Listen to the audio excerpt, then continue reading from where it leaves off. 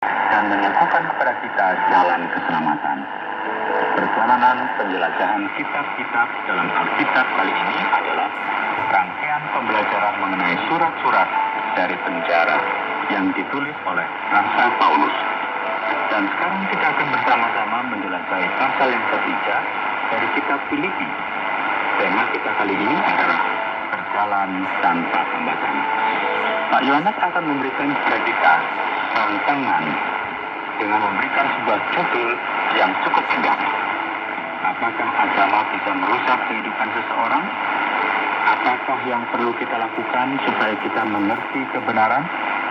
Saya mengajak Anda untuk bersama-sama merenungkan pertanyaan ini dalam kesempatan kali ini. Saudara, mungkin kita telah tertangkap basah, kita berjalan ke arah yang salah, atau mungkin juga kita berjalan dalam jalan yang benar. Namun banyak sekali rintangan yang menghadang. Kehidupan ini merupakan sesuatu yang serius, yang kita perlu hidupi dengan bijaksana. Kita perlu berjalan ke jalan yang lurus tanpa rintangan. Banyak orang terhilang karena mereka telah salah arah.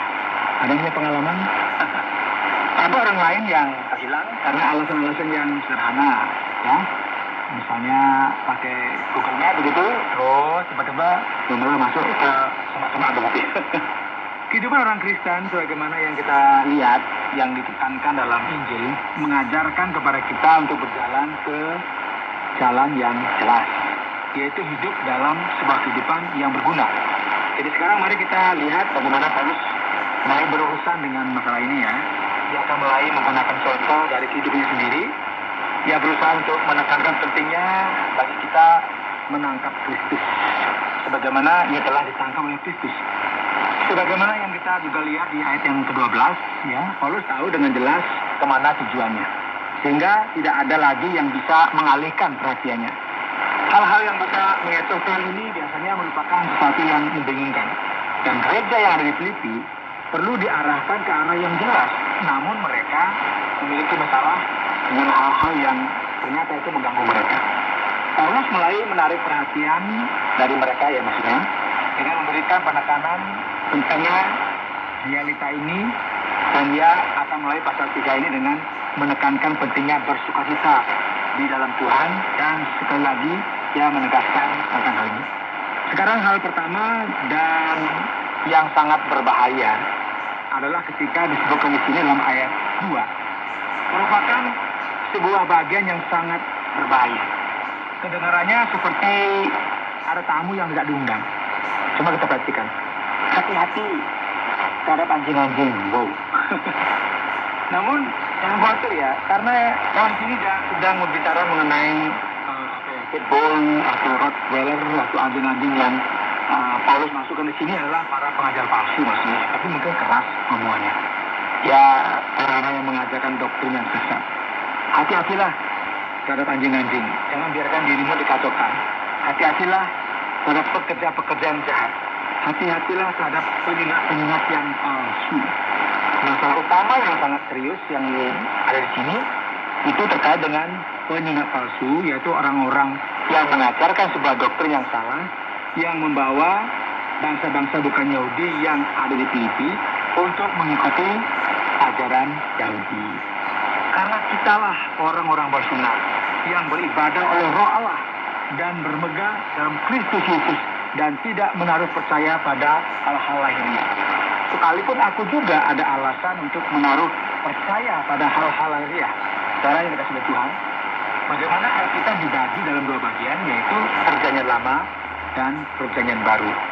Perjanjian Lama ini banyak sekali ditandai dengan aspek-aspek seremonial. Dan sekarang hal-hal ini sudah dibatalkan ketika Yesus Kristus datang ke dunia.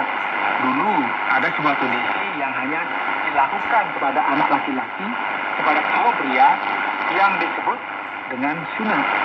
Dan hal ini telah kehilangan arti dan nilainya dalam Perjanjian Baru. Sunat merupakan sebuah tanda perjanjian Allah dengan umatnya, yaitu umat Israel. Jadi ini merupakan suatu hal yang menjadi tuntutan bagi bangsa Israel yang sangat ditekankan dalam hukum Taurat.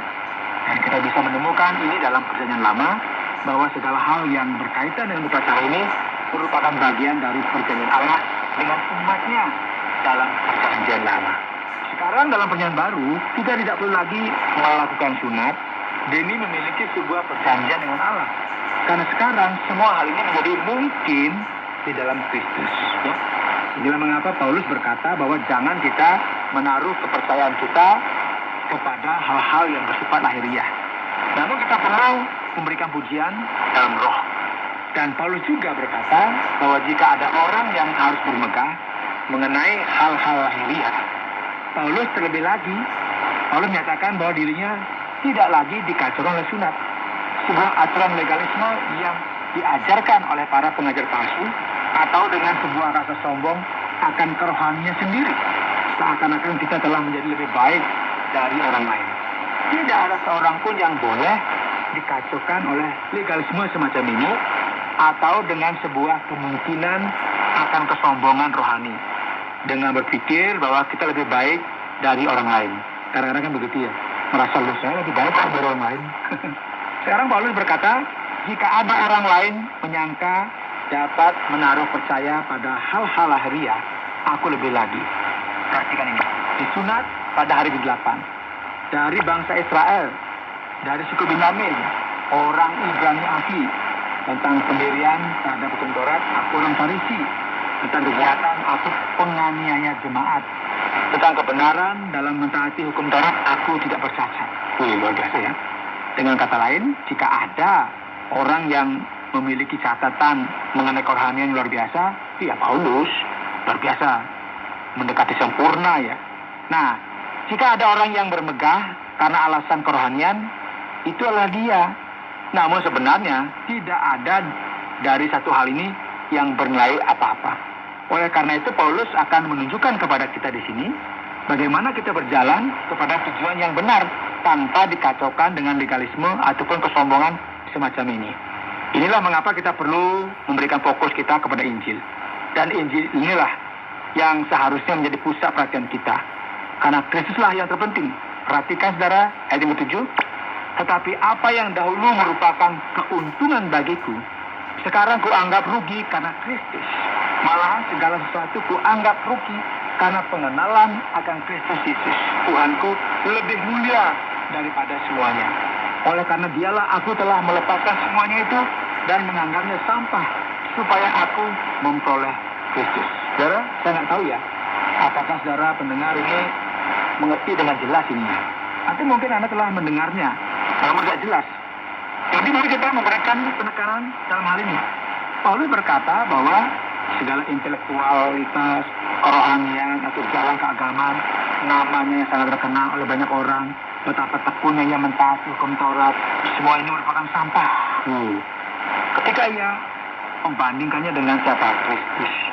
Dan Paulus berkata, dan berada dalam dia bukan dengan kebenaranku sendiri karena mentaati hukum Taurat, melainkan dengan kebenaran karena kepercayaan kepada Kristus, yaitu kebenaran yang Allah anugerahkan berdasarkan kepercayaan. Saudara, kebenaran Allah adalah bahwa kita dibenarkan dan diselamatkan melalui iman di dalam Yesus Kristus. Dan hal ini diberikan kepada kita dengan apa? Cuma-cuma, gratis. Melalui pengorbanan Kristus di salib bagi kita. Inilah mengapa saudara, jangan membiarkan diri kita dikacaukan dengan hal-hal lain yang berusaha mengambil alih Injil dalam kehidupan kita. Kita harus berjalan kepada sebuah jalan yang lurus tanpa hambatan. Paulus berkata, yang kuhendaki ialah mengenal dia dan kuasa kebangkitannya dan persekutuan dalam penderitaannya, di mana aku menjadi serupa dengan dia dalam kematiannya, supaya aku akhirnya beroleh kebangkitan dari antara orang mati. Saudara, Paulus tahu bagaimana keselamatan itu dimulai, yaitu dengan menerima Kristus. Dan ada sebuah jalan yang panjang bagi kita harus lalui sebelum kita akhirnya sampai kepada tujuan akhir kita, yaitu kebangkitan. Inilah tujuan akhir kita, yaitu sasaran kita. Paulus berkata, aku sebenarnya belum mendapatkan semua ini, dan aku belum sempurna. Namun aku bisa mendapatkan semua ini oleh karena apa? Yang Kristus lakukan kepadaku. Ia sekarang berkata, saudara-saudara, aku sendiri tidak menganggap bahwa aku telah menangkapnya. Sebagaimana yang kita lihat di sini, ayat 13. Tetapi ini yang kulakukan, Aku melupakan apa yang telah di belakangku dan mengarahkan diri kepada apa yang di hadapanku. Dan berlari-lari kepada tujuan untuk memperoleh hadiah, yaitu panggilan surgawi dari Allah dalam Kristus Yesus. Saudara, ketika seseorang menerima sebuah anugerah yang luar biasa ini, yaitu keselamatan, sebuah kehidupan baru dalam Kristus, dan memahami apa yang terjadi, dan berjalan ke depan dengan sebuah tujuan yang jelas, tanpa halangan, maka orang tersebut haruslah meletakkan masa lalunya dalam sebuah kotak dan meninggalkannya. Apa yang terjadi kepada kita sebelumnya tidaklah penting. Di dalam Kristus, kita sekarang merupakan ciptaan yang baru. Kita telah lahir baru, menerima sebuah kehidupan yang baru. Segala dosa kita telah diampuni oleh Tuhan. Dan ini terjadi ketika kita menerima kehidupan yang baru dan yang lalu telah berlalu. Jadi kita tidak boleh lagi berjalan dan kemari sambil menangisi masa lalu kita dan mencoba mencari pembenaran dari hal-hal yang telah kita lakukan dalam kehidupan kita, karena melalui Kristus Allah telah mengaruniakan kehidupan baru kepada kita. Amin. Amin ya. Ya, sungguh-sungguh mengejar hadiah akan panggilan surgawi. Dan sekarang Paulus berkata, karena itu marilah kita yang sempurna berpikir demikian. Dan jikalau lain pikiranmu tentang salah satu hal itu akan dinyatakan Allah juga kepadamu. Tetapi baiklah, tingkat pengertian yang telah kita capai kita lanjutkan menurut jalan yang telah kita tempuh. Dengan demikian, saudara, Paulus akan menyatakan di sini bahwa orang-orang yang mengakibatkan kekacauan ini, yaitu orang-orang yang bertindak secara legalis, orang-orang yang memberitakan ajaran yang palsu mengenai sunat, yang dikecohkan dengan kesombongan rohani, dan membenarkan diri sendiri, mereka semua ini adalah orang yang salah. Dan ini semua merupakan penjelasan yang jelas mengenai mereka yang mengakibatkan kekacauan. Saudara-saudara, ikutilah teladanku dan praktekkanlah mereka yang hidup sama seperti kami yang menjadi teladanmu. Karena seperti yang telah kerap kali kukatakan padamu, dan yang kunyatakan pula sekarang sambil menangis, banyak orang yang hidup sebagai seteru salib Kristus. Banyak orang yang menjadi marah dan terkadang kaget dan berpikir bagaimana bisa ada banyak sekali orang yang melakukan hal-hal yang mengerikan demi nama Kristus. Saudara, ini sudah merupakan masalah yang terjadi dalam gereja mula-mula. Ada orang-orang yang menjadi seteru Injil dan salib Kristus meskipun mereka ini memakai nama Kristus.